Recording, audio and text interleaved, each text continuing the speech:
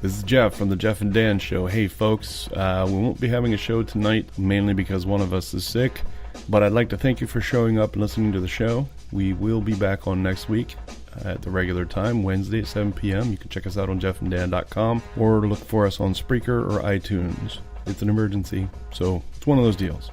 So we'll talk to you soon. So here's the best of Jeff and Dan. For those of you who saw the advertisement for the toilet stalls, we will be doing that on this show, in the middle of the show. So stay tuned and have a listen to why toilet stalls have gaps and cracks. You're listening to a Jeff and Dan Rewind. Let's go ahead and take you all the way back to April 20th of last year in an archived episode that has never aired. Happy 420 Day, by the way. Well, thank you. Happy 420 Day to you, too. Did you celebrate? I did, but not at the proper time. Oh, shit. I had an early anniversary party at early this morning, and I had one. I went home. I just thought that we weren't going to do the show tonight. Oh yeah. I went home and had one with the cat, and then I'll have one when I get home. So none of them are close to 420 time. Damn it! It's all right. It's all special on the day. That's all That's all we need. Blood in the stool.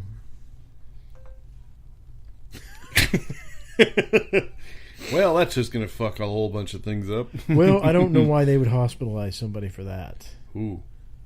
So, I mean, it's my dad. He had I told you about these trees? Yeah.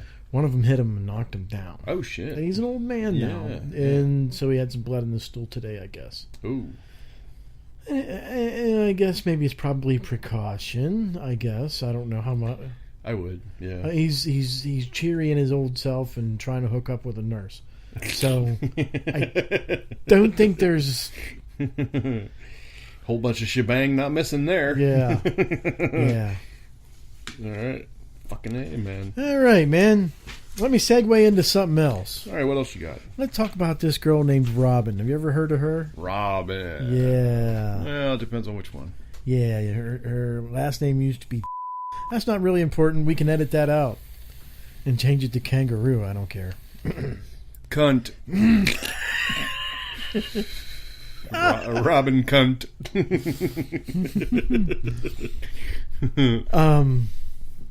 Doesn't she live far, far away from here? In galaxies far, far away. All right, nice. That's even better. If you would have told me 20 years ago, during the midst of her and I breaking up, that 20 years from now, not from now, but from 20 years ago, meaning today. Yeah. Did that just get a little complicated? That got complicated real quick. If somebody were to say to me, Dan, in 20 years from now, she's not going to ask once, but she's going to ask twice to be your friend, I would have had no idea what they were talking about, and I probably wouldn't have believed them. Now fast forward to 20 years. I just got my second friend request from Robin on Facebook. Okay. Yeah, for somebody that just wanted me out of her life and was so fucking scared, and somebody that just wanted to separate and never speak to me again. So I accepted it.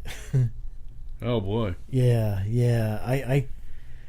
I think maybe the right thing to do is to go back and tell her I just can't be her friend. You think that's going to cause an issue?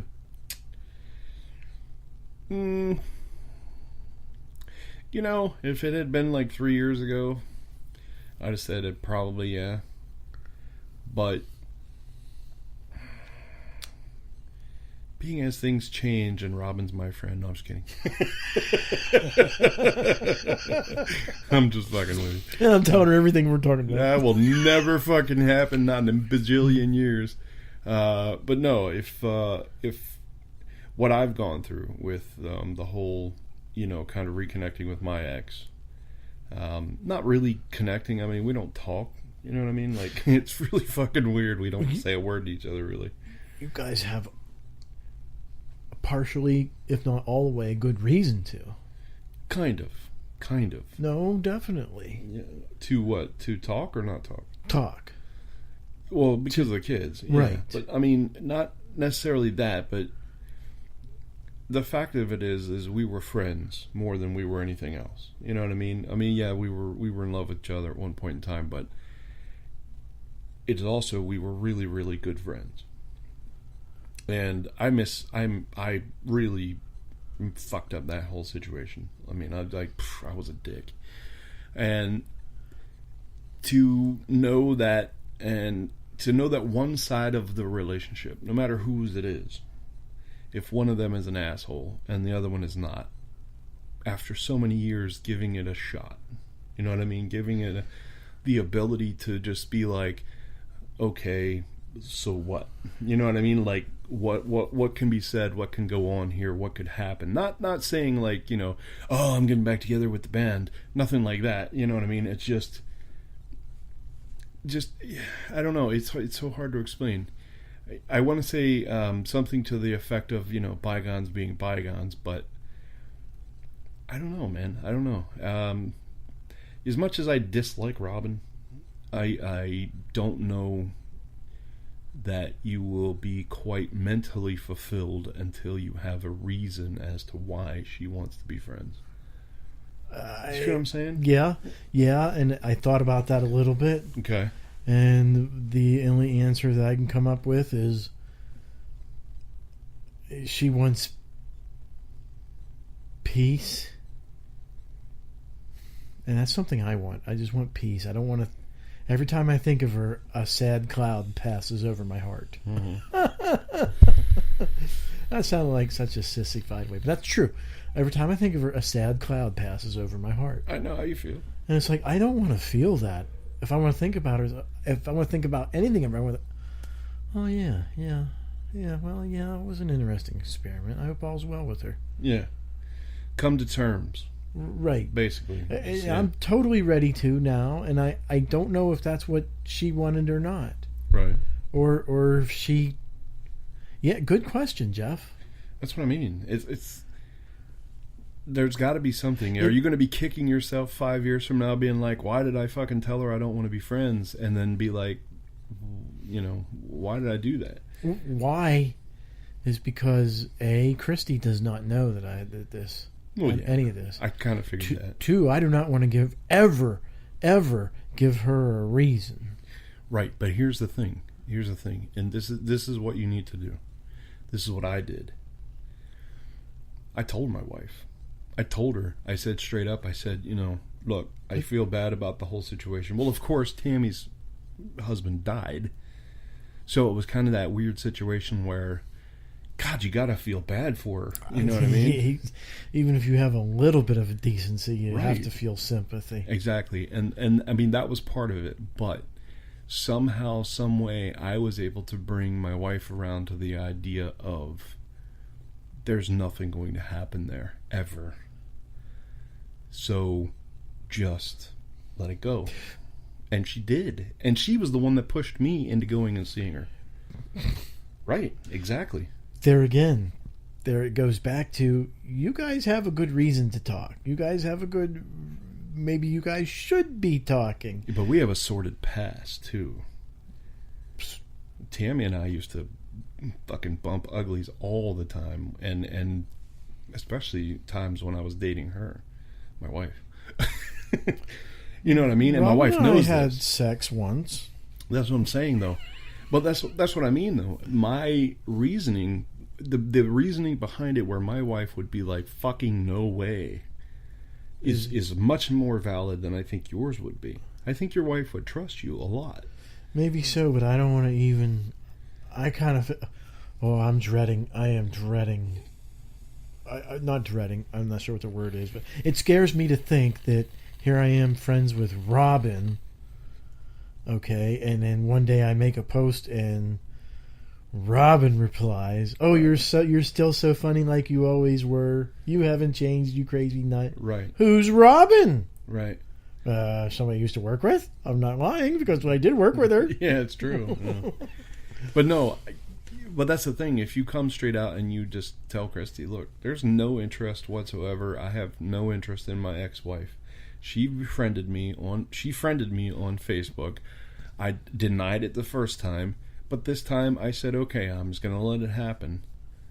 And just make sure your wife's involved. Basically, that's what I'm trying to say. Just make sure your wife's involved. Make sure she knows what's going on. Dude, then you can find out everything you need to find out. Then what would be the reason to even continue to...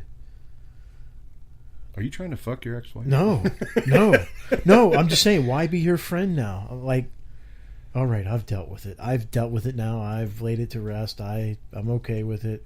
Bygones. Just bygones or be bygones. Just let it all. Yeah, you've laid it to rest, and it's all history. That's the thing. It's history. I'm not saying you have to build anything forward. I'm just saying that wouldn't it be great for you to be like, because dude, I know this is the way I felt when the whole Tammy thing went down. To feel like, wow, I was able to get whatever it is I had to say off my chest. Yeah, I did that with Lisa. Right, and it had to be a good feeling. It was. It was a good feeling for me, and I got to say, I do not leave this person in the lurch anymore. This person is now in a collective of people that I can consider we're okay. You know what I mean? Not one of those things where it's like, God, I don't know how this bitch, if she fucking hates me, if she likes me, what? And I sat down and I had a conversation with Tammy about her life and my life, and we kind of know about what's going on, but that's it. That was the extent of it. And where is it today? Just where it's at. Just You nowhere. She's at home. I'm here. There's no connection now. No, I don't talk to her. I don't feel the need to talk to her. But that's what I'm saying. That's the great thing about what I did, is because now I don't feel like, oh my God, I was so horrible to that person, or oh my God, that person was so horrible to me, and they've never had the chance to say they were sorry. Well, yeah. And now I have said I'm sorry to her, and I don't feel compelled to go to her house and fuck her brains out or anything like that. You know what I mean? I just feel better for doing what I did. And I don't get me wrong, I'm not saying, oh, I'm such a great person for doing that. No, not at all. I'm happy with where we're at. You know what I mean? I'm happy with the fact that I know that I was able to apologize for what happened between us, and there needs to be nothing more, if need be. Of course, there'll be times where I'll talk to her, though. You know, I stopped her, my granddaughter's birthday party. I stopped her and talked to her about Tim, because of my son Tim, our son Tim, because he was frightening me with some of the stuff he was talking about, like guns and shit and life being shitty and blah blah blah. And I was like, listen, you know, we got to get this straightened out somehow, some way. Apparently, she figured out a way to do it, because he's sort of coming around and not being so, you know, diseased. I don't know. You know, the word diseased is, you know, but that's kind of what the way it felt, is that, you know, there was something wrong and he needed to get fixed, and he kind of did. So, but that's what I'm saying. Just But you have no formal connection with her. correct. I do. What's your formal connection? We're Facebook friends. Oh, don't get me wrong. If Tammy were on Facebook, we'd probably be Facebook friends. But I'm not on Facebook anymore, so that doesn't even really matter. If I were on Facebook, I would probably be friends with Tammy. You know, your one page is still popular. Which one? The PA actors, PA films. Oh, yeah. That's still Yeah, that'll stay alive forever. People are always posting on that. Yeah. Yeah. So I'm good. That's good. That's where it should be. That's the best advice I can give you. I would not. Me personally, I would not just text her. I mean, great example. Here's a great example. I have an ex that fucked me over really, really bad. As a matter of fact, she fucked me over so bad and made me taste my own medicine that I just never cheated on any other woman again ever in my life. Jen Gross. Jen, that, you know, her last name. She did a whammy job on me. I mean, just fucking the worst possible shit that anybody could do to a human being. She did it. We dated. She was young yet, but you know, she cheated on me with her ex. I got her to face the fact that she did it and confess. I got upset about it. I quit being with her. You know, I broke up with her. Then she went to one of the other girls that I had relations with. Went to her ex or her boyfriend and told him that I was cheating on with her. Yeah, Jamie. Yeah, she was pissed. That's what Yeah. I thought. That's what I Yeah. thought. She was pissed. And he was like, fucking, I'm like, wait a minute. I got cheated on. And then you went and fucked me even more. It's like, oh my God. Just to say, the bygones be bygones. And this had nothing to do with wanting to hook up or any of that shit. Because there was a chance. There was a chance. Back in 2005, I think. For me to just, go and bang the old chick. The old woman. She's not even old. She's like fucking 20s or something. I had a chance. She befriended me on Facebook, and we talked, and I just left her on as friends. My wife has no fucking clue, none whatsoever. I did tell my wife once, and I think it was in the realm of Facebook talking, that I am not friends with anybody I've ever fucked before, which is not true. I've got a couple of exes and I don't know. I'm never going to tell her that me and her did it, or me and that other girl did it. Never going to tell her that, and then there's no way she would ever find out. But if I get caught with her being my friend, The repercussions will be bad. They will. They really, really will. so what do you think would happen? What do I think will happen between you and your wife? No, between what would happen with Robin and I if I did say, look, I can't be your friends anymore. I'm sorry. I wish you all the best of luck. She's probably going to want to know why. Because I don't think it's being very fair to my wife. Yes. Okay, what the fuck, man? Yeah, you just cut out. Damn it. There, yeah, now you're on it. All right, I gotta get that shit figured out. It's starting to annoy me. I think you're right, and to an extent, I think it's not fair to your wife. But at the same time, it's not fair to you that you not be able to be friends with whomever. Again, I don't really want to be friends with her. If that's the case, then that's where you should be aiming, not how your wife feels about it or whatever. You should just be saying, look, I don't feel like being fucking friends with you. You know what I mean? It sounds like shit, but dude, if that's truly the way you feel, if there is an inkling of, hey, I hate your guts, then play on that. You know what I mean? Do that. There's also a piece of me.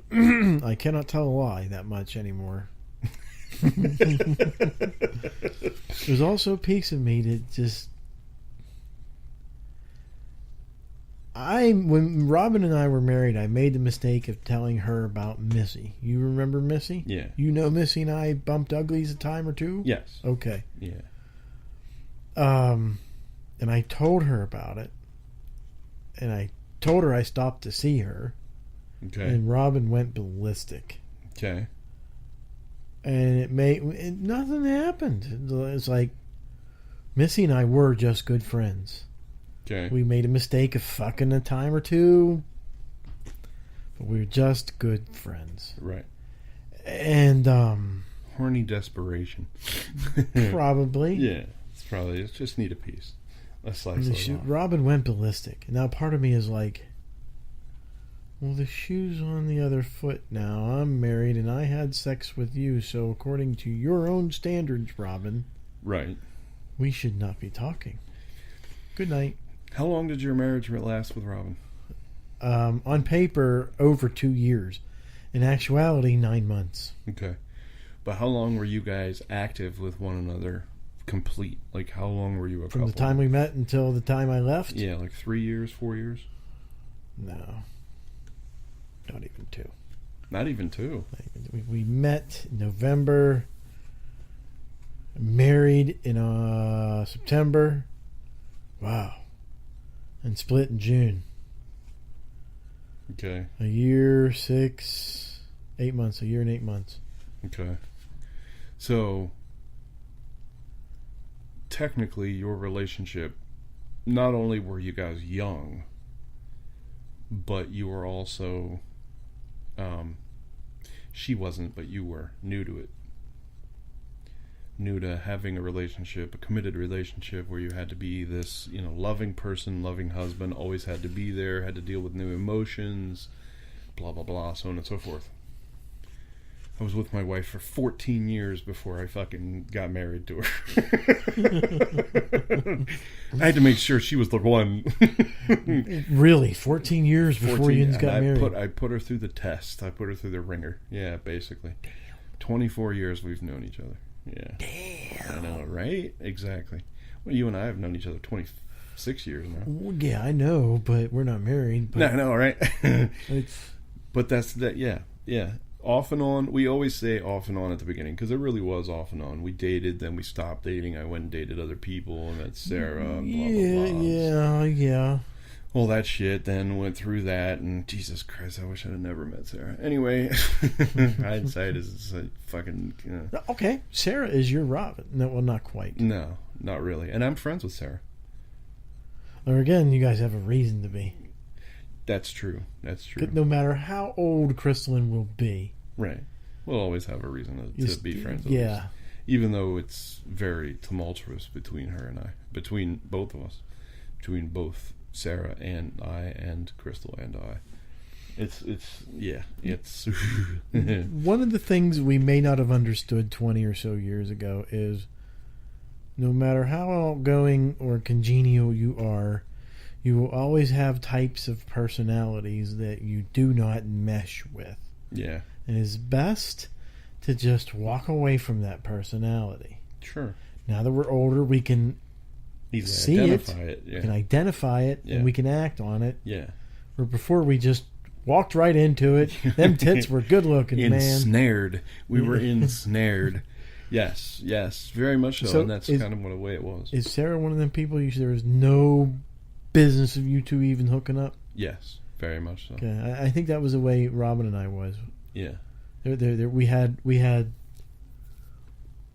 one common denominator, and that was the adoption thing. Other than that, we had no business being together. Yeah. Not even going the same way, et cetera, et cetera. I guess I don't know, I tried to throw the flags, man, but she wouldn't fucking pay attention to them. Everybody was, man. My mom, and I went off on my mom when she tried intervening. I just went and fucking called her every fucking name in the fucking book and you. But you think it's love, it's blinding sometimes, but that at the same time, sometimes it's just out of stupidity. You're not exactly sure. See, I have a theory about that. About your relationship with Robin. And this isn't meant to be disheartening or mean or evil or any of that shit. It's meant to be just maybe a discovery of something. During that time period, everybody in the house was getting pussy except for Dan. Then, like the whole Sarah thing happened, and that was fucked up, and that didn't work out for you. And there was just other things that were just going on that just kind of like, man, that all that shit was just really fucked up. But at that whole time, you were like getting side pussy and stuff, but that was about it. You didn't have like the committal relationship, and and that's what I wanted. Right, and I think at that time you were homebodied, and you actually, out of the three of us, between you, me, and Pat, I figured that you would have been the one that would have settled down first, gotten yourself a house, done all this shit, and you know what I mean? Like, totally went completely domesticated. And I thought that's what it was with Robin. I thought that's what I felt you kind of like striving for with Robin. I agree. That's where I wanted to go. You wanted the best way that I knew. Yeah, you wanted to homestead. You wanted to, bring home the bacon and go out and cook on a grill and do all the neat shit, and I think she kind of wanted that too, but it's just the patterns between you guys were like completely different. Like I could see it like from a mile away that you guys were not of the same cloth. And that being the case, I was kind of like, maybe this is the reason why I was kind of the way that I was. I mean, of course I was jealous because at that point in time it was like, oh, you're hanging out with my best friend, this is fucked up, and you're taking away all our time together and blah blah blah. That was part of it. But the other part of it was me screaming out, "Hey, man, look, man, she's fucked up, dude. She's fucked in the head, man, and Dude, you're not seeing it." I should have saw it the night she sliced my drum. Yeah, I should have saw it, but yeah. yeah. It didn't happen. But that's all right, man. Because all those things happen, and your errors have been made, and you...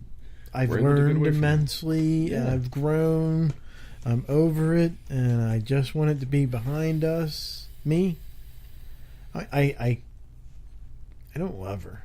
I love her in a Christian way, I guess. I love her from one human to the next. I care that she's okay, which she needs a kidney transplant. Really? Yeah, she's on dialysis twice a week. And Oh, no shit. I guess there's some surgery planned for this fall. She wants to be your friend so she can get a kidney. Wait, where's that Oh, leave look me? at you, yeah. You're fucked now. Holy shit. And Shauna is a donor.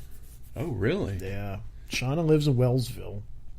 Oh, I didn't know that. Glennie lives in Red Lion. Huh.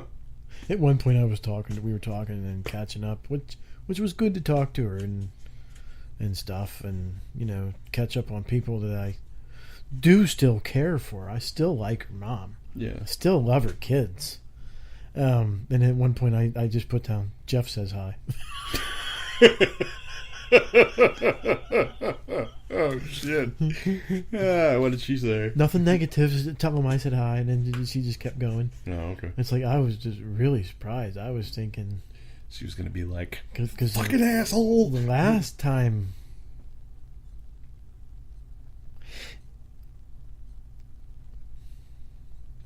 I can't remember if it was the last time or not, but one of the last times we had talked years ago, she still had a little bit of animosity towards you. Yeah. It was like, you know, no matter what Jeff had done, if he did anything negative in our relationship, paled in comparison to what you and I did to each other. Right. So, Yeah. Well, at one point she was definitely concerning herself too much a little bit with my relationships, and that was part of it. The whole Sarah moving up to you guys' house and thing. I understood that, you know, that's fine. The thing that pissed me off the most do you about really? her, the thing that pissed me off the most about her was when she fucking called the police on me and I got arrested. I was just like, motherfucker, man. I got arrested right here in East Berlin, too. I By? was like, yeah, The cop that's still here? I think so, yeah. Yeah, I can't remember. Grim. Grim. Yeah. I'm not sure it was him, but Cause whatever it was, I was only with him for a short period because I ended up going with the constable after that. But yeah, it was a very short period of time. Yeah, I was like, oh man, that fucking cunt. And I knew, dude, I swear to God, I knew on the drive back from you guys' house down this way, I kept thinking to myself, I ought to take a different path. And I really should have. But no, I ended up getting popped. And it really sucked too, because it was like nothing I could do. I ended up having to post bail. I had to do all that neat shit over fucking child support. So, what are you gonna do? Yeah. I think it was child support. Yeah. But yeah, that was the thing, man. It was like, that was the thing that pissed me off. That was the thing that really broke the camel's back, was that. And that's just me. You know what I mean? That's just my own transgressions against her for that situation. I remember it happening, but I don't remember all the details of it. I remember this happened to you twice, maybe 3 times. Getting arrested for child support? Yeah. Yeah. Which I'm paid off, by the way. In this particular case, Sarah had been living with us down in Hanover. And that situation happened where she got dropped. And, yeah, which was really fucked up. And now I can never, because of the Lautenberg Amendment, I can never own a handgun. I can never own a weapon of any kind. Okay. Yeah, can never own a rifle, can never own, unless you know something around that. Yeah, just own it. Yeah, well, that's the thing. I can't buy it outright. I can't even go and get a fucking I just have to get it black market or off Oh gun show well. or some Oh shit. well. Yeah. But that's the thing. Yeah, I was getting arraigned for that, I believe, is what I got popped for. I don't think it was for child support. I think it was for that. I think there was a warrant out for my arrest, but I'm not sure. I think there was, though. But yeah, I came up to pick up Sarah from you guys' house and bring her back down to Hanover. Where was I? You were living up with Robin. Where were you that night? I don't remember. I don't remember if you were home and the situation was just strained or what it was. Where was you? Picked Sarah up and took her Back down to Hanover. She was living with Robin and I then? Yes. And I think Robin was really, really super pissed off about the fact that I convinced her to come back down to Hanover. Which, I don't know why I did that. I guess lacking whole. I don't know. Anyway. Sarah, in my memory and retrospective now, yeah, in my retrospective now, that's where I finally learned a lesson to stay out of other people's marital business. Like, Right. do you remember Ken and Sandra Weaver used to live above you? Yeah. Yeah? Yeah. Laurel and I, mostly Laurel, it's usually always the women. Yeah. And the men, dumb men like me, usually go along with it. Yeah. Wasn't Sandra like Asian or something? Yeah, Hawaiian. Yeah, Hawaiian. We moved her into Laurel's place with us. Okay. And a day or two later, she was right back with Kenny. Yeah. No problem. Same thing with Sarah. We moved Sarah in with us. Day or two later, maybe a week or two It was a later. week. Yeah, it was like a week. She was back with you. Yeah. Don't get involved like that. Right. Exactly. You need to remain outsourced, but not fucking. Don't get in the middle of it because it's heartbreaking for everybody. You know what I mean? You think you're helping that person, and technically you're usually not. Well, which was weird because I brought Sarah back to Hanover. I got arrested, of course. I got arraigned. I posted bail, got out, came back down to Hanover. And Sarah ended up not staying with me anyway. Yeah. So, go figure. Yeah. If only we would know the future, right? We'd make Exactly. our daily decisions so much easier. Exactly. Because hindsight, looking back, I was like, I always think to myself, why did I waste my time? I should have never wasted my time. I should have never. And it's funny too because except for my two boys at home here, Crystal was the only planned pregnancy. Is that right? Yeah. Huh. Which is just stupid. I know this is going to come out sounding horrible. You probably can figure it out, but you know the reason why I decided to do that. With And- Chris? Yeah, with Sarah? Sarah. To get... No. Because Sarah lost her first kid. Remember? Her parents took her away. She turned out to be a fucking crack addict anyway, which is just fucking awesome. Because it's just like, it just shows that this bitch, you guys fucked her up, man, and you fucked Sarah up too, really bad. But yeah, then, you know, I felt really, really bad about the fact that Sarah was losing her kid. Her parents were taking her kid away and adopting her. And Sarah no longer had a child. That sounds dumb. The 45-year-old men. Really fucking stupid. 23-year-old men. That's a pretty good idea. Let's do it. I just felt so bad for her. And I'm like, you know what? I am a good Christian man. no, not that at all. I am a good fertilizer. Is what I was trying to say.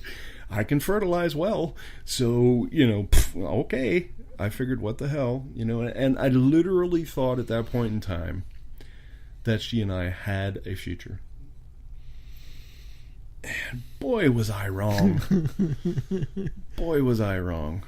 And I'm glad. I was wrong. I just wish I'd have known it. I wish it wouldn't have ended the way it did. Yeah. But Yeah. It got looking back weird. on it now, though, that's gas and oil. That's a gas and oil relationship. Yeah. A gas and water relationship. Gas and water, yeah. Oil and water relationship. That's an oil and water There you relationship. go. Yeah. We just didn't mix. Neither did Robin and I. And you Right. guys, and things happened with you and Sarah that have never happened before or again with any other woman. Exactly. Same here with me. Exactly. Volatility was just off the fucking charts. So we have no business mixing oil and water. Right. Why? Did we just... Dude, you were getting pussy right and left. Yeah. So Yeah. why? I had one night stands. You I were was like, getting it- wow, one night stands are fucking great. You were getting it with your wife. You were getting it with your wife's cousin. You were Yeah. getting- What in the hell? Well, X's you know upon what? X's. Yeah. Some good things about Sarah. She did have a very good body, Yeah. and she was decent to talk to. Kind of, yeah. She was a little bit stupid, but Yeah, she was a little bit stupid, Yeah, but she's not as dumb as you think she is, though. She's one of those people. maybe she played stupid a little bit. a little bit. Yeah, But still, come on. yeah, yeah. What do you mean negatives? Yeah, I'll have to send her this tape. What now? Supposedly, I know you don't get on Facebook, but I do. Yeah, Supposedly, it really changed things around, and she's a Christian person, and I'm not judging. I'm glad to see it, but I remember a conversation her and I had, and I hope she's just not using the church. right. That was that is the pretty much the only thing that my wife and I think about when she says, "I'm a Christian, born again Christian," and blah blah blah. That's the only thing we think about. She's using the church. Yes. She's using it to get money for rent, using it to get money for her car. If she even has a car right now, I don't even know. You know, using why it to do you- get food, using it to get clothing. That's it. Why do you have to go praise? Oh, I don't even know if she's doing that. She did this before. She did this before. Yeah, she did it with Crystal. She made Crystal go into... Now, don't get me wrong. Crystal's a fucking huge liar. Okay? She's like, she'll lie through her teeth any given moment. You almost can't blame her. Well, yeah, to an extent, yes. But at the same time, there's just reasons why she would not need to lie. Like when she came up here to live with me, she said, my mom's boyfriend forced us to go into churches, and they made us do these things where we had to go in and get baptized and all this stuff in order to get, money. And like one time they cut him a check for $1,100, and like, yeah, I'm like, that's just fucking wrong. I just to me that seems wrong. Now, don't get me wrong. Sarah could have changed, and she may be really into the whole religious aspect of it, and maybe she is a born again Christian. I don't know. I just know her past, and I know what she's about, and I know she's a welfare kid, and that's all she's ever going to be, is a welfare baby, and that's it. The only thing that I can say that I know for certain, she does love her grandbabies. Mm-hmm. Just absolutely loves them. All the other stuff I don't know about. But you seem to be thinking, this is what I'm picking up from you, that she ain't changed. Pretty much. Now, like I said, though, she has had a lot of medical issues. And supposedly she has lupus, which is a very devastating disease. But manageable. It is manageable. It is manageable if you know how to do it right. It is manageable, and if you're smart about it. But that, and then she has asthma really bad, and all these other ailments and stuff. Well, and she maybe she always- is seeking God in order to vindicate her life. Maybe. Again, I don't want to judge her at all, but it sure does seem to be, but I did not know her history. Yeah. I did not know what you told me. Yeah. Not that. Now I just know the possibility. Did I cut out? No, it was me. Now I just know that the possibility exists that she could still be. I don't know. I can't think of the word, but overlayer for the underlayer. You don't know what that means? No. Basically, overlay for the underlay basically means, watch this hand, I'm going to pick your wallet with this hand. Oh, yeah, I gotcha. The overlay for the underlay. I gotcha. So basically, she's like the Scammer, schemer. Yeah, I see. Yeah, I see can't. what you're saying. I can't quite put a word. Well, that's the thing. If she, Working it. I mean, it's possible she changed. You know, Possible. And maybe she's It looks seeing, that way. She's seeing her life is different now. But there's always that thing, and don't get me wrong, it's not necessarily, oh, she's just doing it to scam the church. It's not that. My thinking is Sarah's getting something from it. Because that's all Sarah is about, is getting something from it. You know what I mean? Not because of, her love for God. It has to do with the fact that she's getting something from it,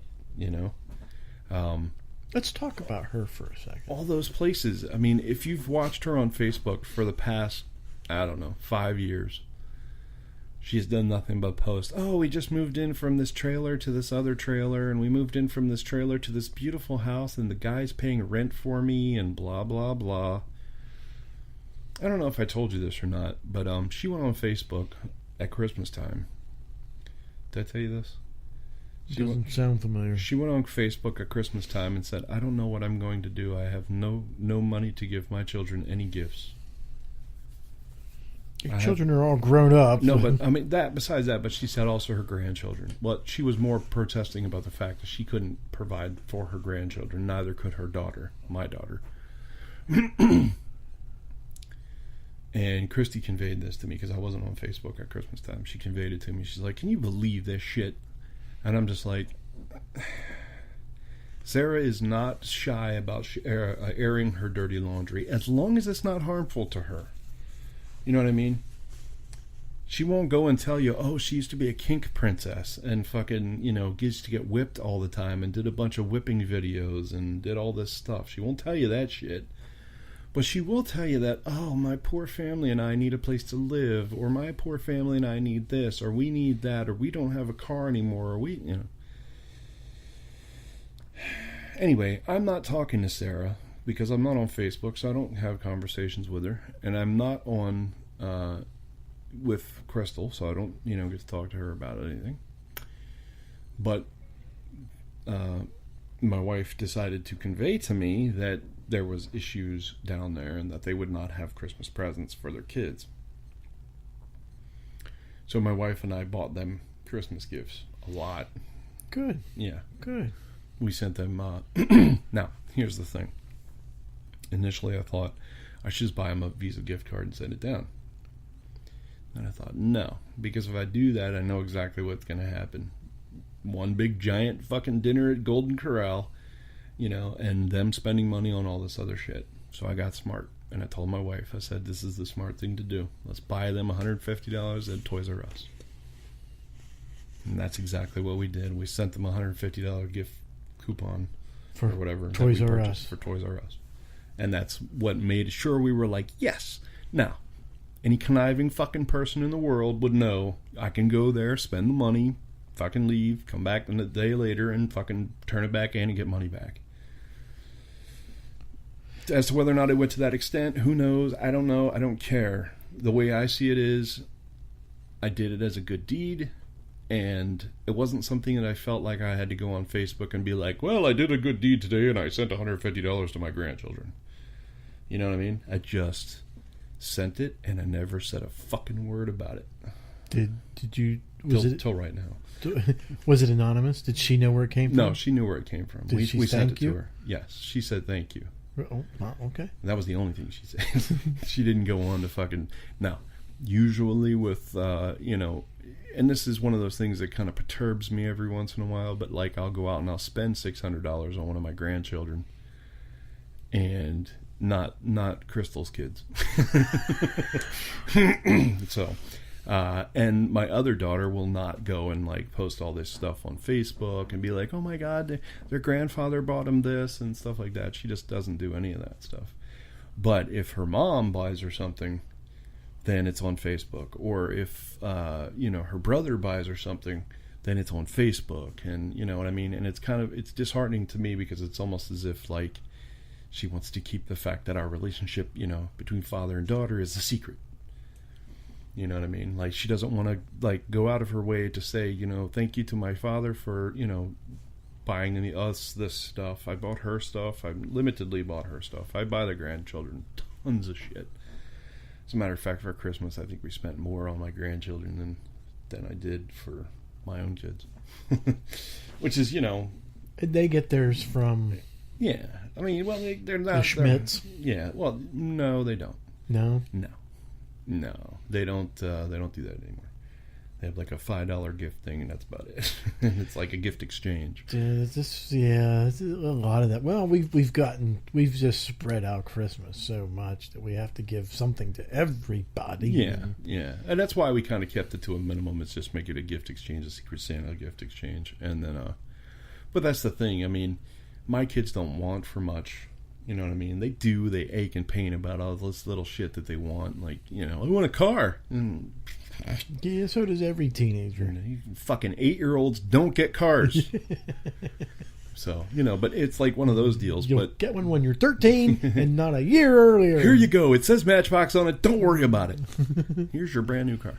But no, that's one of those things where it's like, but it kind of, it hurts me. But, I mean, it aches my heart a little bit because it almost seems like my one daughter is ashamed of...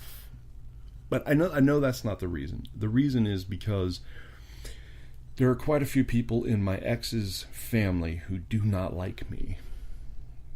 And she doesn't want to cause strife. Although, I have seen the majority of those people and we have made amends. Not amends, but to the point where it's just like, hey, look, I'm living, you're living. Good going. You know what I mean? Just one of those deals. It's kind of like, I'm good with the fact that you're still living. You're good with the fact that I'm still living. That's great,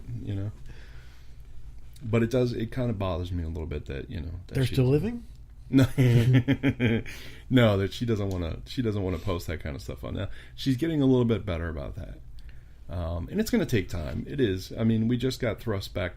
I mean, this sounds fucking horrible, but we just got thrust back together as a family, and it kind of, But like the other day, my wife has a tendency to point all this shit out. The other day was Siblings Day, and my one daughter went on Facebook, and of course she was gushing about the fact that her brother, I love you, Siblings Day, blah blah blah, and she didn't say anything to the rest of her siblings. 2 of them here in my house who are on Facebook, friends with her and everything. And they're friends. They go over and talk to one another, do all that stuff. But she doesn't fucking say a word to them about it. You know what I mean? About Siblings. And I'm just like, that's the kind of shit I'm talking about. It's kind of a little bit disheartening. And I've had conversations with her before. Like she made this one comment this one time, and I lost it. I was just like, listen, you know what? If you don't want a fucking relationship, then that's fine.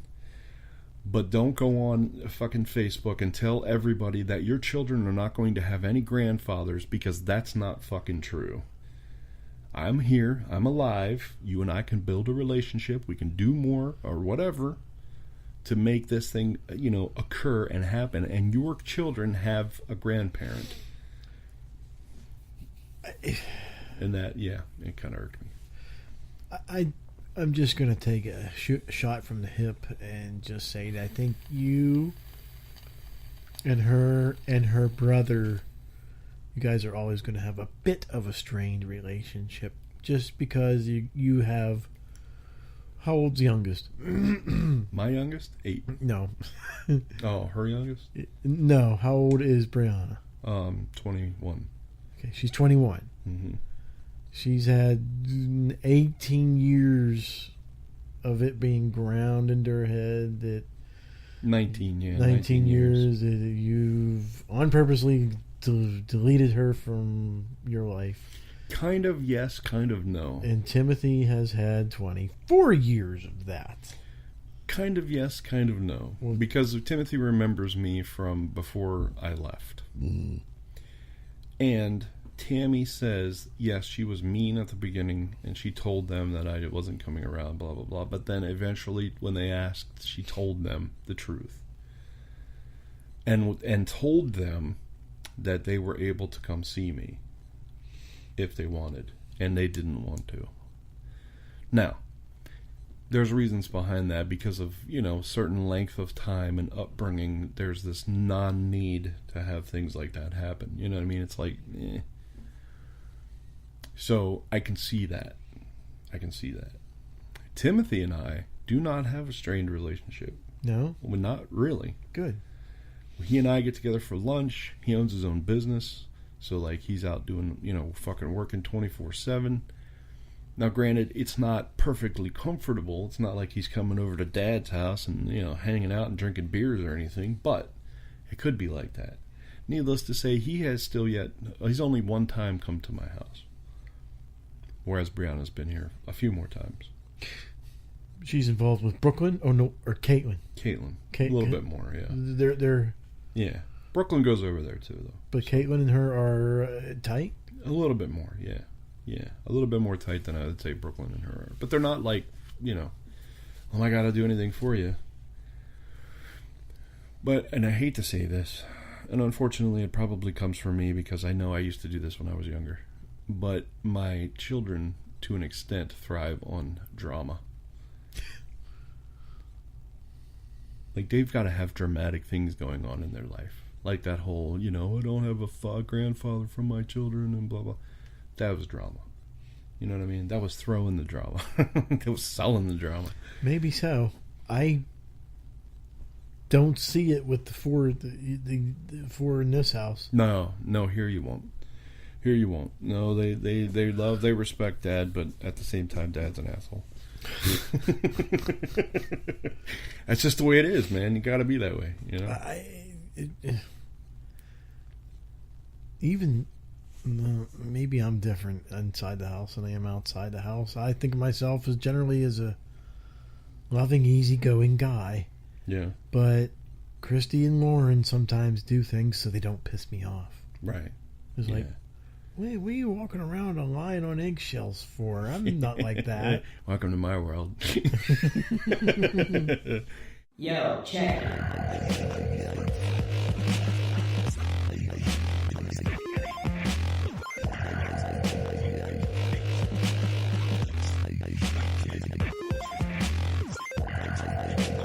That's coachingforgeeks.com. My wife used to suffer from ED and didn't have many options. A husband will never understand how her ED affects her. Until now. Ladies, never suffer from emotional distress again. For the women in the know, now there is iNagra. Ask your doctor if your heart is healthy enough for nagging. Do not take iNagra if you take Prozac or Zoloft or Lexapro, as this may make you feel too fine and unable to perform your nag. Your constant thinking could drop to an unsafe level, where you will ignore what people think about you. To avoid injury, remove all sharp or blunt objects from a room for up to more than 4 hours. Stop taking iNagra if you experience a sudden decrease or loss of nagging or bitching, as this may be something more serious. As with all medications, side effects may include, oh wait, we don't want you to be upset about these. Side effects may include nothing. Ask your doctor about iNagra single packs for women on the flow. iNagra. Tonight's show is brought to you by Anal Lube. Anal Lube, because your honey's coming in the back door. Sunday. Meet up at the Pennsylvania Convention Lodge and RV Parkatorio. Sunday. Come down for the largest gun show anywhere. Gun show Sunday. Say you've got a neighbor you don't like? Come get some guns. Sunday. That landlord pestering you for rent again? Straight up. Come get a gun. Sunday. That mailman messing with your trailer while you're not home? Get some guns and ammo. Bring your wife. Bring your dog. Bring your guns. Say you got issues with a libtard? Come buy some guns. That D-bag moaning about your president? Give him some lead advice. Love the white after Labor Day? Grab your guns. Grab your shotgun. Gun show Sunday. This weekend at the Pennsylvania Convention Lodge and RV Parkatorium. That's the Pennsylvania Convention Lodge and RV Parkatorium. September 2nd, amendment only. If you've got lead, they gonna be dead. He knows Victoria's secret. He's the only man who can do a wheelie on a unicycle. He sleeps with a pillow under his gun. He can pierce his name into concrete. He can drown a fish. He is the most interesting man in the world. His name is Jeff. I am not always thirsty for content, my friend, but when I am, I listen to the Jeff and Dan show because I am funny as fuck. Stay giggly, mis amigos. Alright, so here's the list. Reasons why toilet stalls don't go all the way to the floor, or why they have cracks in them. For one, it makes the bathroom easier to clean. So when people come in, they'll be able to mop underneath the thing, underneath the doors and such, in order to make, get it completely clean all the way around, or at least try to. If somebody has an emergency and passes out, it's noticed right away. It's not something where you're locked into a room like a closet where nobody can see you. It's easy to get to you at that point because now they can see that you've collapsed on the floor. It discourages drug use, sexual activity, graffiti, and other inappropriate behavior. So it makes you sort of stay on the up and up. It's cheaper and easier to actually design the stalls the way that they do because they're not full walls and they're not something that they have to brace and make crazy. It's also better for aeration. Could you imagine walking into a closet after somebody took a dump and smelling that? Yeah, that's horrible. So it's better so the air flows through it.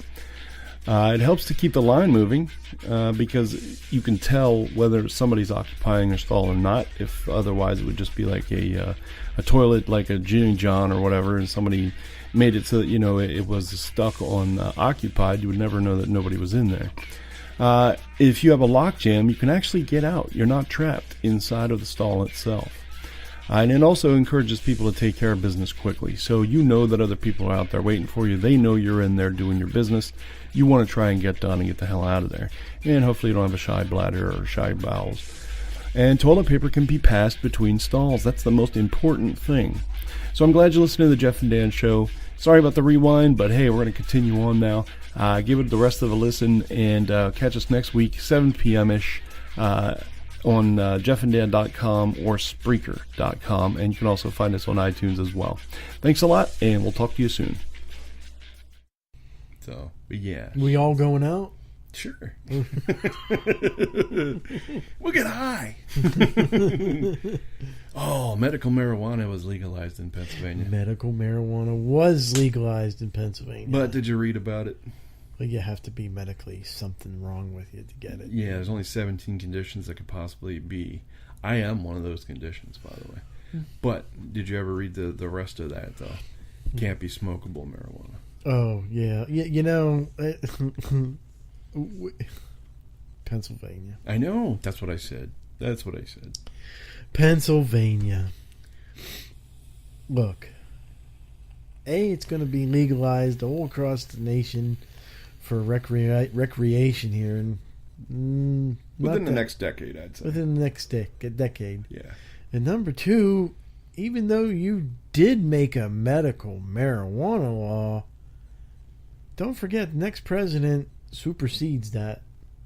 And if he wants to, he'd come down and arrest all your cancer patients. Shut it all down. Yeah, exactly. So it's good, but it's not. It's good in the fact that there just may be some patients that get some relief. It's good that we just cracked that door open a little bit more. Yeah. But it's bad that it's just stupid. Yeah. Stupid. They got to control it just a little bit more. Yeah. Yeah. And it's like, oh my God. Yeah, that's the really weird part to me because they had every possible way of being able to get high without getting high. I mean, without literally just smoking it. It's like, oh, we'll give it to you in oil form, we'll give it to you in pill form, we'll give it to you in hell, you can snort it if you want. And I'm just like, but you can't fucking smoke it. That's just stupid. I don't know. I started watching that show, Weedicate. I told you about it before. The one that was talking about weed etiquette. Yes. I started watching a little bit more of that, and I actually approve of that show. That's a pretty good show. He's on there, and it's like a documentary, and it's him going around to different locations where weed's legal, and him getting high off different strains and meeting gurus and stuff, and and people who grow like the primo shit and people who grow like just the industrial versions. And yeah, it was a good show. It's a good show. It sort of explains that, you know, I mean, we're finding out so much more about marijuana now. It's becoming open, and it's incredible. Like, they're saying that marijuana can actually stop and inhibit most or lots of forms of cancer. I've asked that to my brother. Yeah.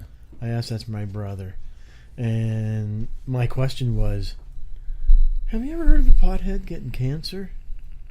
And he said no, and his son is a nurse. So my nephew is a nurse. And those two are very close, and although Donnie Jr. doesn't smoke weed that often, he's still always feeding his dad information. And Donnie started telling me that Donnie Jr. was telling him that there was something with, they were finding out something with marijuana, that it's, I can't remember the word he used, but for lack of a better word, keeping it at bay. Yeah. Keeping the cancer at bay. Right. Yeah. It's not The necessarily... gene's still there. Yeah. It's not necessarily that. It's not triggering the cancer cells. It's not triggering things to happen that would cause cancer in your body. That's basically what they're saying. They're saying it's like it's limiting the receptors that would cause cancer to just take off.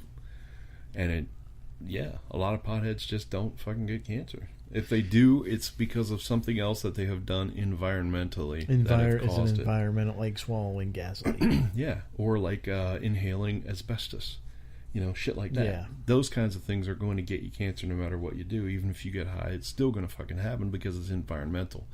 But if it's genetic, or if it's something that was ingrained in your system from when you were born or whatever, then yeah, it really does prevent it. And even those people that have cancers are starting to show that certain types of medical marijuana are actually helping to reduce symptoms from people who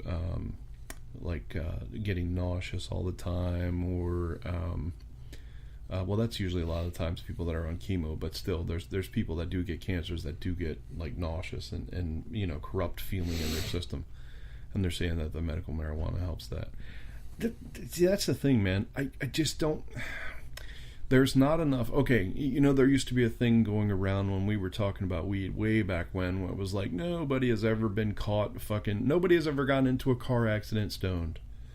You know what I mean? It just doesn't happen. That's not actually true. There's people that do get stoned and do get in car accidents, but it's usually one person vehicular car accidents. Like, I didn't know that tree was there, you know, and they fucking end up hitting the tree. That's not what we're counting. We're counting like drunk driving accidents where you injure somebody else. But there are those accidents that do happen, but it is way less than fucking drinking and driving. Way less. Well, dude, running out of time, but we can talk for hours about this subject alone. But show me where. Okay.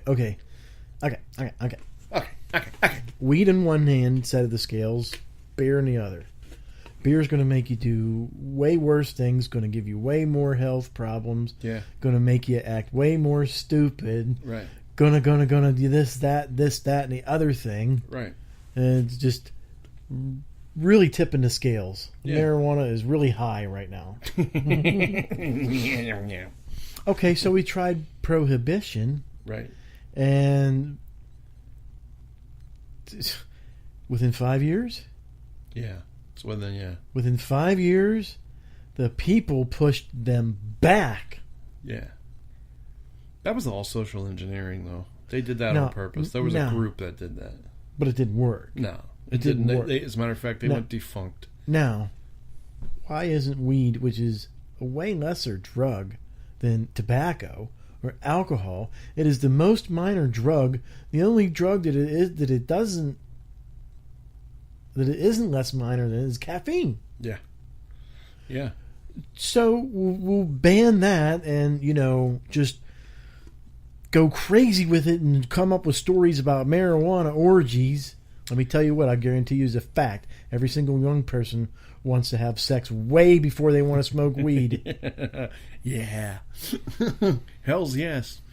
But that's the thing. And that's I think that's what's helping this whole cause is the fact that the information is finally getting out But there. the marijuana smokers aren't pushing back. Oh, wow, man. That really sucks, man. Whereas the beer drink, oh, hell no. Yeah. We're just going to bust down this door. We're going to have speaking. We don't give a fuck. We're just, Yeah. why? That's because and when prohibition of marijuana started, it wasn't that big of a thing. It You're wasn't probably right there where prohibition of alcohol, everybody was already drunk. right. And the fact of the matter, there were no bars. You didn't go to a bar to get high. You went to a bar to get drunk. And that's where your socialization started, and that's where all the thing was. But- Back then, in the turn of the century, from 1800s to 1900s, people were smoking weed, but they were doing it at home, or they were doing it with a couple of friends, and that was it. It wasn't a socialization thing. It wasn't a key point to their, this is the end of my day, I need to get stoned. That's just not the way it was. Usually people were like, oh, I've had a hard day, let's go get a beer. And because there were places they could go to get a beer and socialize with other people, fellow kinship, if you will. Smoking weed wasn't popular whenever they outlawed it. I wouldn't say it wasn't popular. I would just say it wasn't as popular as the alcohol was for prohibition. Well, then why outlaw it? Were they real?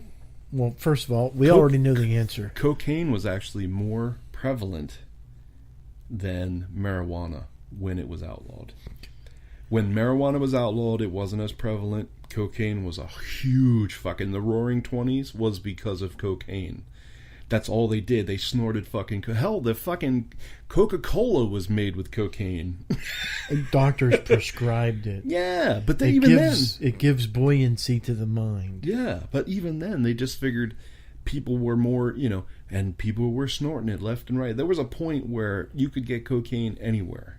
Anywhere. You could walk someplace and just be like, I'd like an ounce of cocaine, please. Okay, thank you. Can you imagine what coke heads would do if they went back in time? Fucking be high all the time. Can it just be like, I bet Coke was different back then, though. Just a little bit, because it was probably more impure. You know what I mean? Like, they didn't have chemical ways of being able to separate it as well. So it's probably not quite the buzz that we're thinking it is. Not like the stuff you got in the 80s and 90s where it was like, fucking hey, man, let's go do some shit. yeah, but It was still Coke, you and I can sit and drink. Well, I don't know about you, but I still can sit and drink 3-4 cans of Coke with no problem at all. Yeah, Polish them right down. exactly. That would have had a good, nice buzzing effect on me back in the 20s. Very much so. And it's one of the reasons why it took so long for cocaine to be outlawed, because of the Coca-Cola Corporation. Because they were like, oh man, you can't take away our main drug. They were like, oh man, fuck. All right, well, we'll get rid of that. We'll put caffeine. How about that? That's exactly what they did. They said, oh, there's something natural they don't know anything about. Let's just put that in there. And they did. They put caffeine in instead. And that's where caffeine's addictions come from. Hey, man, it's the way shit happens, man. People talk about cigarettes being the gateway drug, marijuana being the gateway drug. Yeah. No, caffeine is the gateway drug. I honestly think it's by merit by merit basis. It's person to person. It's not. So we're like where you nicotine will just rule your world, where somebody like me can't say no to THC, but I'm not going to have any problems with alcohol or gambling. Exactly. Whereas It's not. I don't think it's much of an addiction for you as would be classified as an addiction. Oh, I think it is an addiction. Do you? Yeah. Really? Yeah. I think if you came upon a dry spell, you could quit, and it wouldn't be as harsh for you as it would be. Yeah, there would be some side effects, but I think There'd be some, but not. I'd be miserable. you've done it. You've done it before. a couple times. Yeah, and that's the Couple thing. times. That's what makes me think it's not necessarily an addiction as much as it's just a good time. You know what I mean? Yeah, but Going out and blowing money gambling, that's not a good time. That is somebody who just reciprocating in their head thinks, I can make all this money back. I can make all this money back. And they've guided themselves into thinking that, and that's what does it. Their brain does it for them. People who drink all the time, I think for them it's a release, not an enjoyment. I think it's a release. I think they just go out and they get fucking buzzed drunk or drunk just so they can get away from everything and escape, or because that's the way they were raised, or what have you. That's mine. Mine's an escape. Well, sometimes it's a coping mechanism. See, that's the thing. Yours is a little bit different because I don't even see that. I see. Have you ever been in a situation when you were like, I'm by myself, I have some weed with me, but then I'll wait and smoke it later. No? Free time? No? No. I tell you what, man, it's like this. After I read my Bible and have my prayers in the morning, it's on. We are smoking from that point until the time we go to bed. It's time to go weedcation. Nice. I'm on a weedcation. Yeah.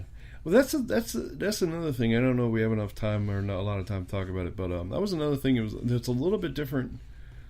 We were talking earlier about exes and stuff, and then our significant others. That's something that's a little bit different with your relationship. That's different with mine.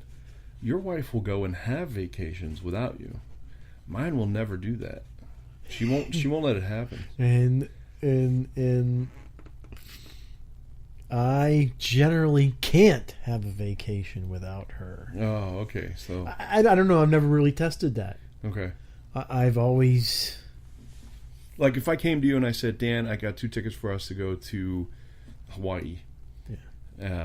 Just you and me. Let's go out there. Let's party for a little bit. Fucking come home, whatever. Or let's go to Colorado and get fucking wasted off our asses and then come back in like 3 days or whatever. Do you think your wife would be like, okay, you can do that? I think she would be, okay, yeah, you can go ahead and do that. See, because But 2 hours later, do you think they might get a little extra ticket for me to go? yeah. Do you know what I mean? Yeah. Huh, honey? Yeah. I'm wondering because, see, I said it that way on purpose. Not the Hawaii, but the Colorado thing, because I wanted to add something of inference there where she would be not interested in doing that thing. In other words, she's not interested in going there and getting high. Whereas, like, you and I would be. So we would end up going and doing that. Would she be so interested as to go along because of that now?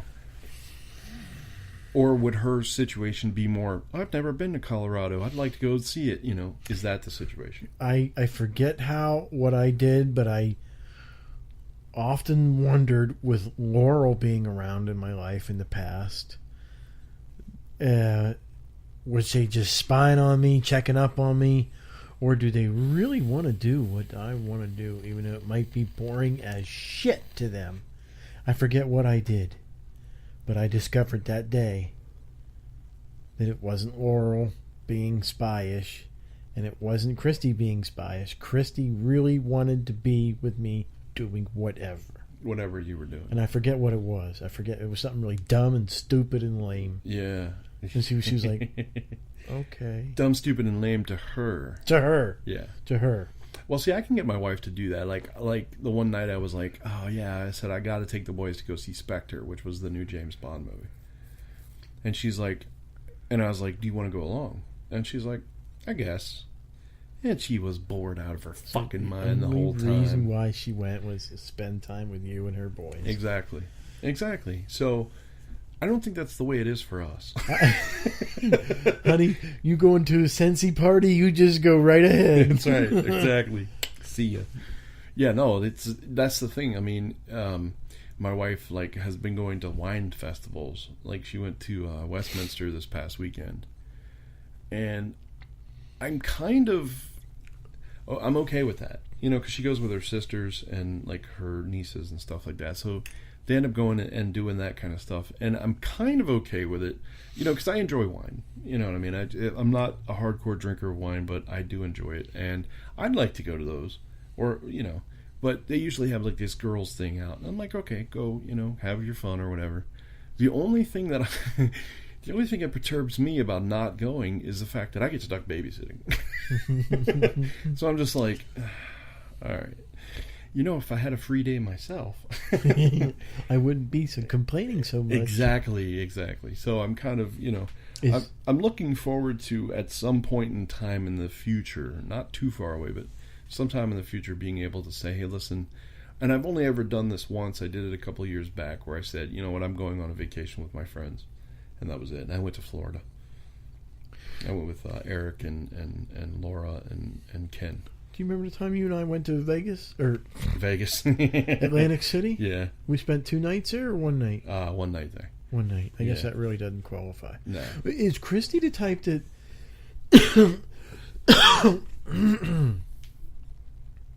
would she let you go 2-3 days away? Yeah.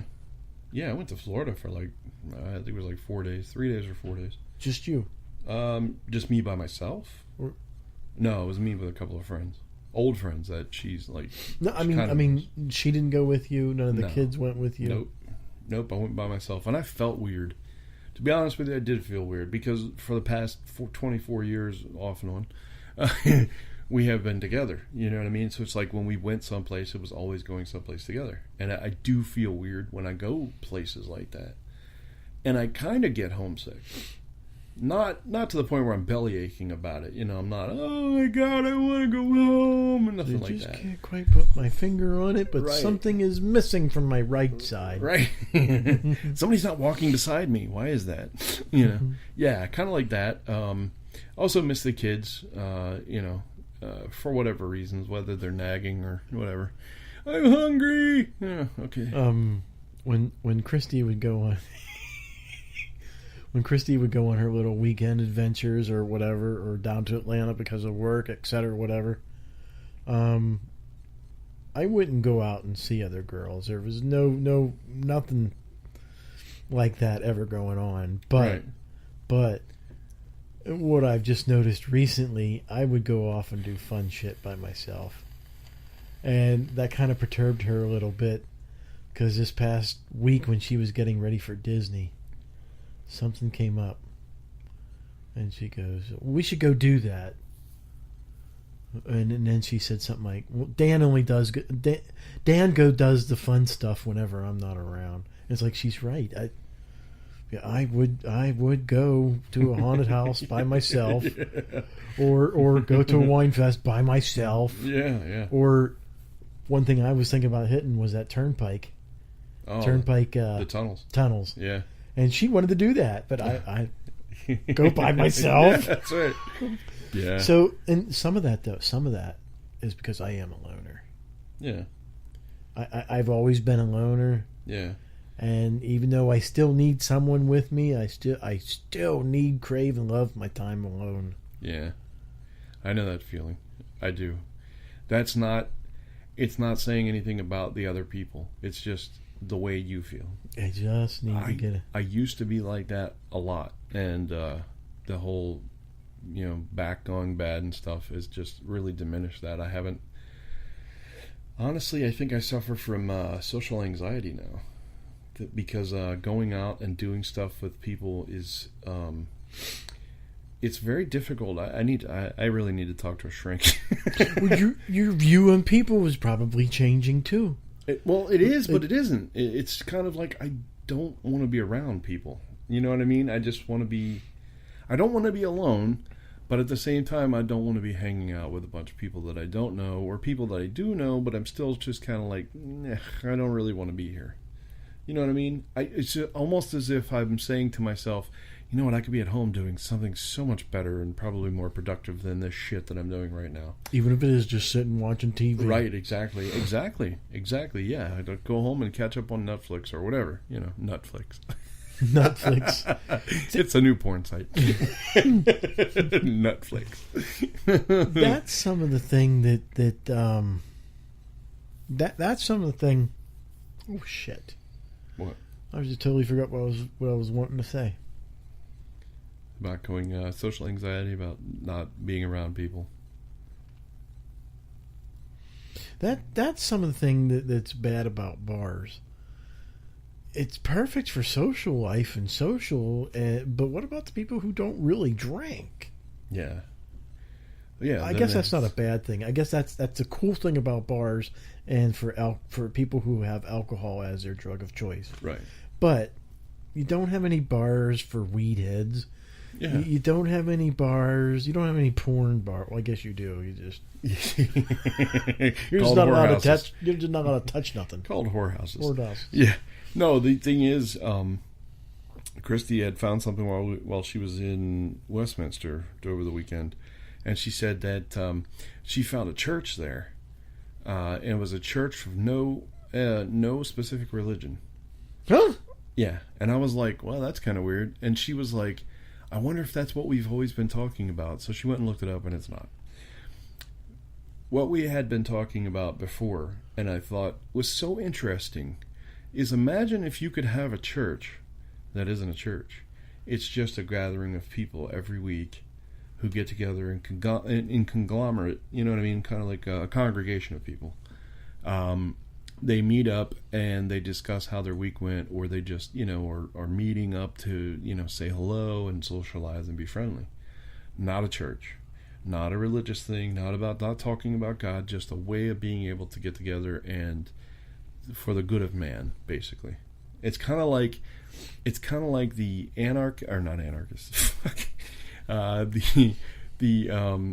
agnostic and atheists way of going to church. Kind of like they get there and there's no church to be had. It's just everybody talking about how they're going to be a good person and do the right things. And there's nothing that exists that's like that. Let me tell you one reason why I do believe there is a God. Okay. Or you can even say why I choose to believe there is a God. Okay. Because the outlook of an agnostic atheist / atheist is that of no hope anyways. We're all just going to die and become sand, and we're not going to have...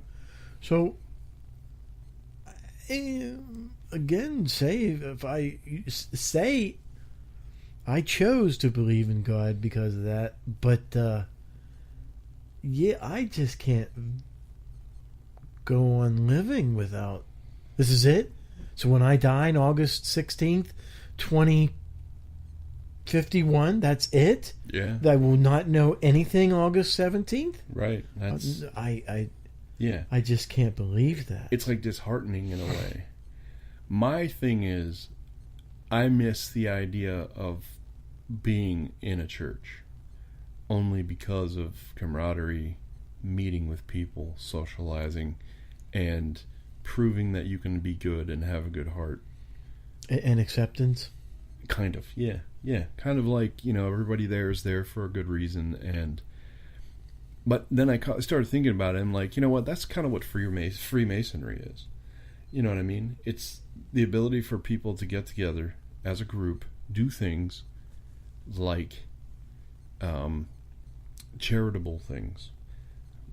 Going and fixing Mrs. Henderson's steps because they're broken, and doing it in such a way that she doesn't know that this group, the secret society, has done it for her. You know what I mean? Those kinds of things. And there's nothing wrong with that. There's nothing wrong with that. Go ahead. I think it's atheists and agnostics have to be asking themselves every day, this can't possibly be it. Really? Well, that's the thing. That's, if you look at it from the other side, from the atheist agnostic side, that's not what we're thinking. What we're thinking is, wow, I'm glad I didn't spend all that extra time worshiping this thing that doesn't exist. You know what I mean? Because that's really what it takes. It takes a day out of your life, for the most part, every week, for you to go and do the things. I mean, if you calculate everything that you've done throughout the week that is a Christianly manner and done for the basis of God, then it equals out to about a day, because you deal with everything that you have to on Sunday morning, from going to worship to Sunday schools or anything like that, going to breakfasts and doing the charitable work that's required by the church, and then going and doing all the other stuff throughout the week that if there's anything involved. This is like the people the daily that are really devotions, right, the prayers, the what I mean, everything, the build up. And the agnostic and the atheist are, well, technically the atheist is really looking at it. The agnostic's not even sure. So the atheist is really looking at it like, wow, those people are wasting one day a week of their life on this thing that couldn't possibly exist. I don't see how anybody can say can't possibly exist.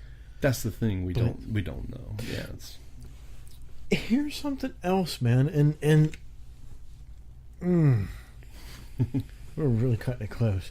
We can talk about this for a while. From what I am to understand, at the center of every galaxy is a black hole. for the most part. Yeah, wasn't always like that, and new galaxies probably don't have that. Okay. Well, these black holes have insatiable appetites. They don't always eat, Mm-mm. but it's slowly getting towards the mouth what they will eat. Eventually, yeah. And they eventually will eat that whole galaxy. They will suck it down. Yeah. So if there's millions and millions... Let's take our galaxy, the Milky Way galaxy. Okay. You've seen it. Yes. From what we can see. Yeah. And you understand what you're seeing. Yes. You're inside the galaxy and you're looking at the cross section of it because of where you're at. Right. Because you're in the arm. Now, what you see is you do see bright lights, but you don't see bright light, from thousands of stars. You see dust covering Yeah. over that is what you actually see. Yeah. You're actually seeing the dust cloud when you look at the Milky Way galaxy from Yeah. our planet. Yeah. Anyways, beyond that dust cloud is all those stars. Beyond that stars is that black hole. And that black hole is going to eat all those stars one day. Eventually. And it's going to eat all that cloud.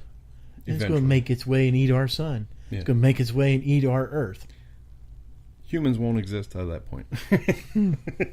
They won't. There's a reason why. It's because we offset. The reason why a galaxy spins around a black hole, first of all, most galaxies start as a sun, a large giant sun at the beginning of the or at the middle of the galaxy. Then what happens is it goes supernova, creates all this expansion, and then sucks itself back into something so small that you basically are like 400 billion pounds on the tip of a fucking needlehead, and that's basically what the black hole is. The thing is that it's putting off gravity and sucking in gravity. So it's doing two things at the same time, contracting and expanding. It's doing good and bad at the same thing, if you will. Right. But everything that's going around it is buffering off of it. Imagine like two balloons trying to get at each other at the center. You can't because they do this. So basically it goes around, and that's the reason why they swirl. But eventually it's going to get sucked in. Possibly, yes. Yes. When the No. structure starts to fail, yeah, then it'll get sucked in. Now you have this galaxy, which we'll just give it a number, 10 million years from now, is going to eat itself out of business. And then it's Okay. just going to be floating around aimlessly. Right. And boom, it's going to run into something and eat that. Right. Yeah. And then this They've- galaxy over here is going to do the same thing.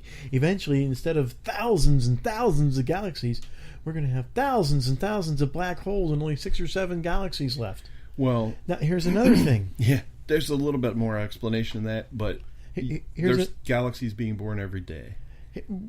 Okay. But still, these black holes are bouncing around. They're going to eat everything. Yeah. So eventually, we're going to get eaten by a black hole eventually. So what the fuck anyways? Right. Might as well just eat my sister now. Am I right? Ooh. To an extent, yes, but it's not going to happen in your lifetime. Okay. Well, yeah, exactly. And But- that's the fight on climate change too, by the way. But if eventually everything's going to become nothing but black hole, why are we even doing anything? That's what makes me think, okay, God, please be real. And then here's something else too. I don't know if you know this too.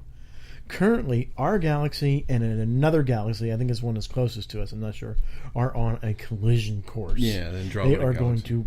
to, they're going to just smash right into fucking things and just Yeah. ruin each other, and our lives are going to be They're going bad. to cross, but they're going to cross in a way that they go like this, and they're going to Mm-hmm. mesh in with one another. Yeah, and there will be a lot of collisions, and there could be a lot of loss, but we won't see that for another 40 billion years. Yeah, or that's the good news.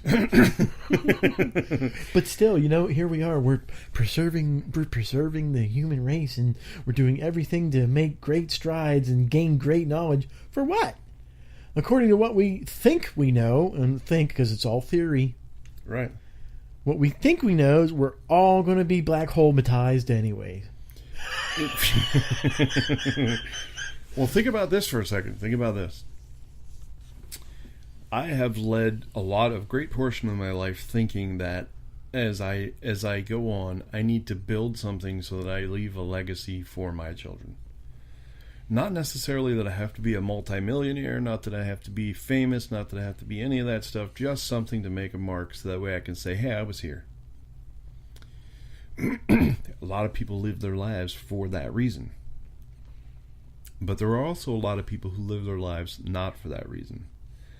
And quite a few of those people are people who just go day to day, go to their job, go do what they're supposed to do, and not worry about any of the things about, there's nothing you have to leave for a legacy, there's nothing you have to leave for a mark, there's nothing. It's just, you live on this planet for the time that you're here, you grow old, you die. And that's all they're here for. That is more depressing to me than the other thought of what you were saying. Being swallowed by a black hole? No, about the fact that, atheists don't have anything to look forward to. It's more depressing to me to think, and it's even more depressing for me now to know that even if you do leave your mark, nowadays it's not going to mean shit. Because 2 weeks after your death, they won't be talking about you anymore, no matter what way you died. You're right. Let's just take a look at one of my heroes. George Washington is not looked at the same today as he was 40, 50 years ago. Right. Another 40 years ago, he may not even be remembered at all. Right. And we all thought, George Washington, that mark ain't ever going to be erased. Right. Exactly. And he's just becoming less and less and less. It looks like it's getting erased now. Right. And that's the thing. The legacy that you are going to leave behind is not necessarily something that is what you should be striving for. Knowing that is depressing as all hell, because it's just like, well, then what the fuck? Now I would feel like, well, what am I here for? Might as well just go eat your sister. I wish I had a sister. No, I mean, it's one of those things where it's like, okay, I don't know what's going to happen, but I know that I'm here now, and I know that I'm existing to exist. I think, therefore I am. That's basically what it comes down to. So if you lead your life with the thinking, I'm just here to exist for whatever reason, specifically in my case, it might be so that my kids can grow up and do the right things. In your case, it might be so that you can watch Lauren grow and guide her and make sure that she's going to be okay. You know what I mean? Or helping, yeah. That's really what it comes down to, is just guidance for generations that are come after us.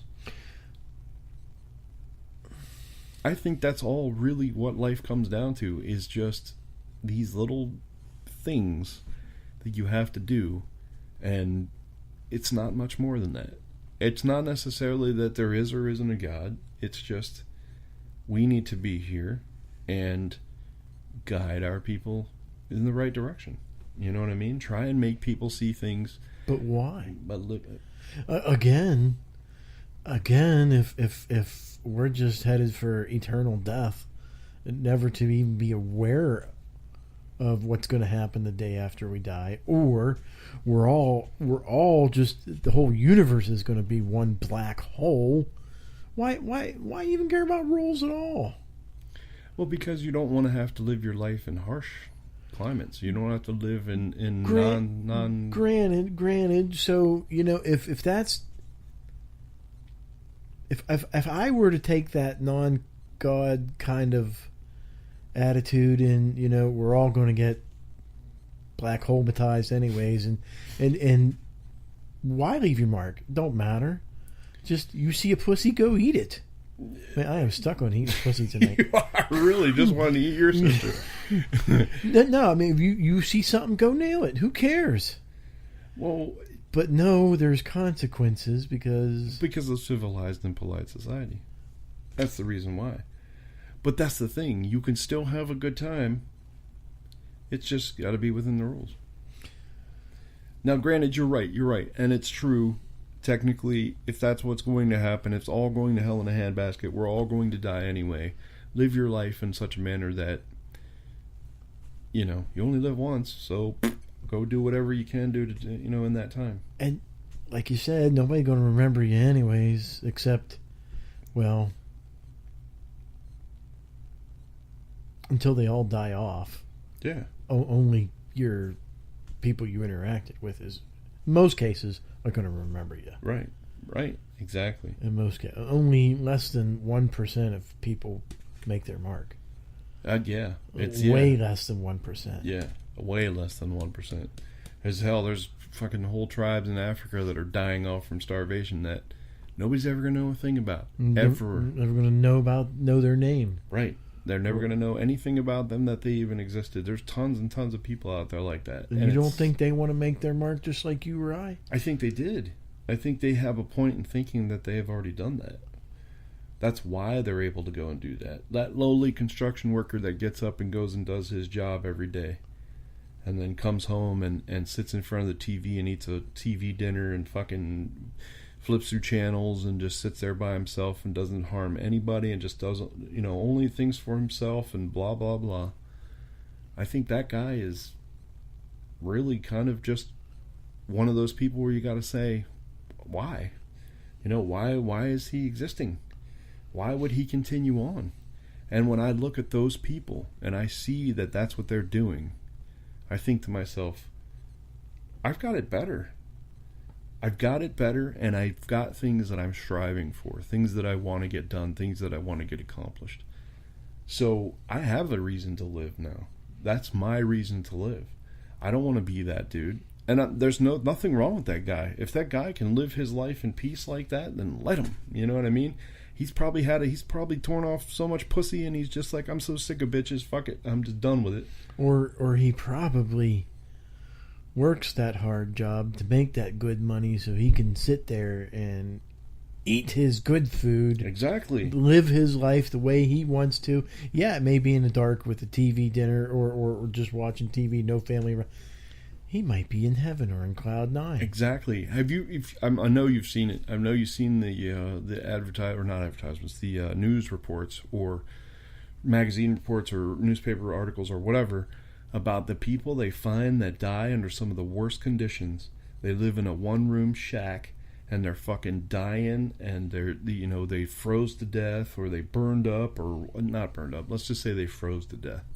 And they went in and found them, and then inside their mattress was stuffed $900,000 or $2.5 million. Why? What was the point?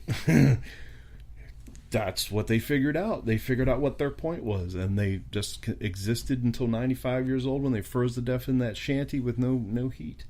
You know what I mean? And all that money stuffed in their mattress. Yeah. I guess that's why we're all different, man, or else we would all be squirreling money in a mattress. Exactly. Eating TV dinners. Yeah. Some people just choose not to do that. Some people that's what they're aiming for. Some people like me, you know what? I don't like TV dinners. Texas Roadhouse it is. Yeah, we got to go to dinner sometime. Yeah, what are you doing now? Nothing now. You got to go home and go to sleep because you work. Yeah. I don't know if I'd call it work. Yeah, I struggle. Oh yeah, I got your the cat received its Wow, that was quick. Yeah. The cat received its thing. I still haven't gotten mine. You haven't gotten yours? Nope. Or the dogs or Nope. The two boys yet either? Nope. And yours did not have the cats did not have postage due written on it. That was the one you put a 1 cent The stamp. cat was sent through my post office. All the others was sent through Harrisburg. Your 1 cent stamp, 2 cent stamp, and that thing you wrote over there about legislative blah blah blah. It was stamped.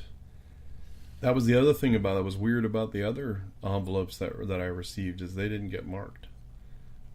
There's no wavy lines over them. They weren't canceled. They weren't canceled. But the other one was, the cat one. The one you wrote the whole legislative thing on it. You threw the book at it. What, did the cat like it? Yeah, Cat loved it. Oh, by the way, you owe the girls $30. Caitlin almost said she was serious, so you owe her money. Who said it came from me? They got my name on it? Yes, it says your name on it. It says your dad's going to pay him.